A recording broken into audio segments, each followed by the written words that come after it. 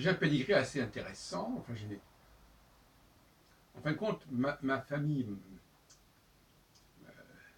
maternelle a opté à une époque, ma grand-mère et mon grand-père, pour l'Argentine, avant la Première Guerre mondiale. Et moi-même, après la guerre des 6 jours, j'avais opté, en quelque sorte, pour la Palestine, c'est-à-dire pour Israël. Et dans les deux cas, moi je suis revenu en France et mes grands-parents maternels sont également revenus en France. Tout ça, ça résume bien une problématique qui est celle, au fond, de préférer la France pour les Juifs aux solutions de type palestinien ou argentin,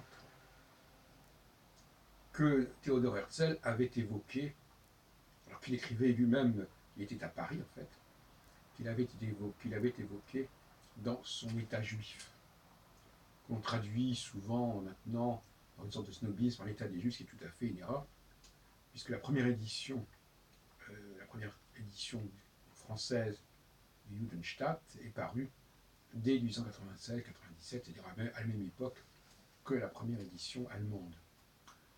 Et elle a été contrôlée par Herzl lui-même, qui avait bel et bien laissé le terme État juif comme titre de son ouvrage.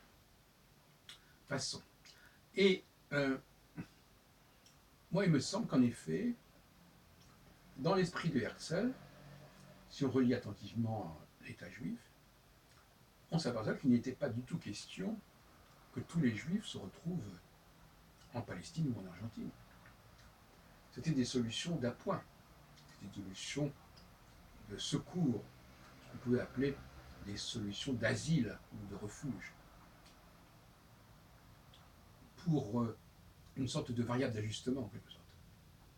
Pour les cas où effectivement des juifs seraient refoulés des pays où ils se trouvaient, et pour éviter qu'ils ne viennent perturber la condition des juifs dans les pays où ceux-ci étaient acceptés et accueillis et intégrés.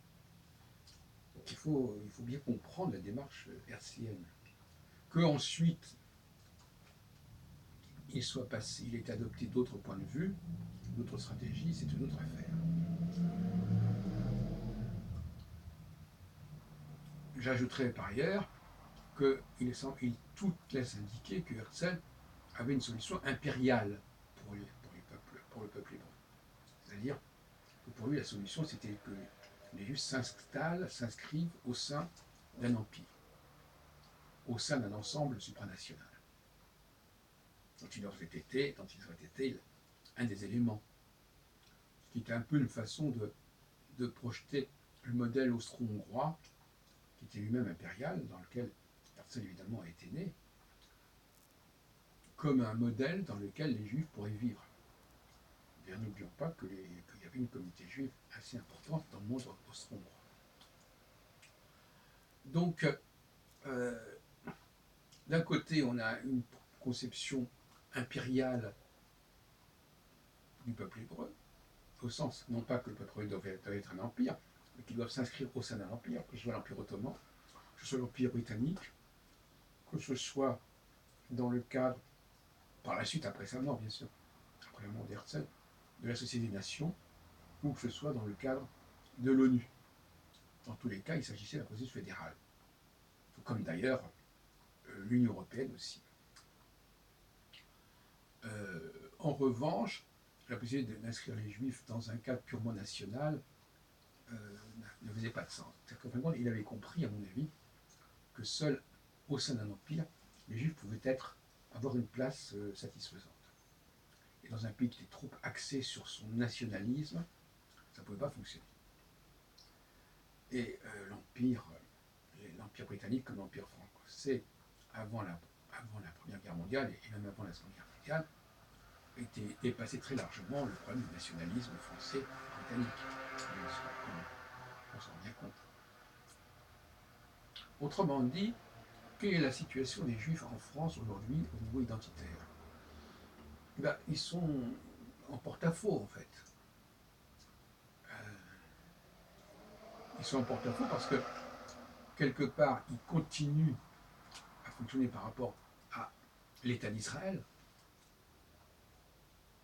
Ce qui est assez paradoxal, puisque même ils sont eux-mêmes déjà là où il fallait arriver, c'est-à-dire dans cet ensemble français, et au lieu de l'assumer pleinement, ils se projettent vers Israël. C'est une sorte de miroir aux alouettes, en fait. Et le problème, c'est ces Juifs de France, ils n'ont pas de modèle qui confère à la France une dimension, je dirais, théologique, en tout cas une dimension apocalyptique, on va dire une dimension qui impliquerait la promesse d'un avenir ou d'une nouvelle terre promise, en quelque sorte. Donc n'ayant pas ce schéma-là à disposition, sinon dans le cadre d'une laïcité à la française, dans le cadre de laquelle effectivement les Juifs pourraient s'épanouir, et apparemment ça ne s'inscrit pas réellement dans une théologie cohérente, ils sont donc obligés de basculer vers cette idée de la Palestine comme terre promise. Et tout ça, ça crée beaucoup de confusion. Il ne faut pas s'étonner que l'ambivalence, l'ambiguïté du discours juif aujourd'hui en France puisse provoquer des réactions négatives dans d'autres communautés, à commencer bien sûr comme par la communauté islamique qui, quelque part, est confrontée et perturbée par la présence, par le conflit israélo-arabe et ce qu'on appelle le problème de l'antisionisme. Donc il va falloir replacer les choses autrement. Et c'est pour ça que je me suis permis de parler d'une sorte de révélation intérieure, en disant effectivement que ma famille a essayé, ma famille qui est de souche française, très ancienne, a essayé les solutions argentines, celle du baron de Hirsch, et de la sorte de société de colonisation de l'Argentine par les Juifs. Et ma grand-mère a écrit d'ailleurs, notamment Une femme dans la Pampa, quand elle est revenue d'Argentine. Et moi-même, je suis parti en 68-69, c'est là que j'ai appris à parler l'hébreu couramment. Et puis ensuite, j'ai continué en France à faire de l'hébreu et à étudier ces questions-là. Mais en effet, en 69, quand je suis revenu de Palestine, donc je préfère dire Palestine parce que ça fait écho avec le discours de Herzl, de 1996-97, eh bien, je suis revenu vers la France. Donc c'est intéressant, cette trajectoire. On quitte la France parce qu'on croit que c'est ailleurs que ça se passe, mais en réalité on revient vers la France pour comprendre qu'en réalité c'est bien en France que ça se passe. Et d'ailleurs, tous ces juifs qui vivent aujourd'hui, qui constituent aujourd'hui la communauté juive de France, sont venus vers la France, sont venus en France, qu'ils viennent de l'Europe de l'Est ou qu'ils viennent d'Afrique du Nord, ils sont émigrés vers la France. Donc ça montre bien par eux-mêmes. Mais malgré cette historique, ce rapport historique à la France, eh bien, ils ne l'assument pas pleinement. En tout cas, quand ils sont dans une démarche religieuse, ils n'arrivent pas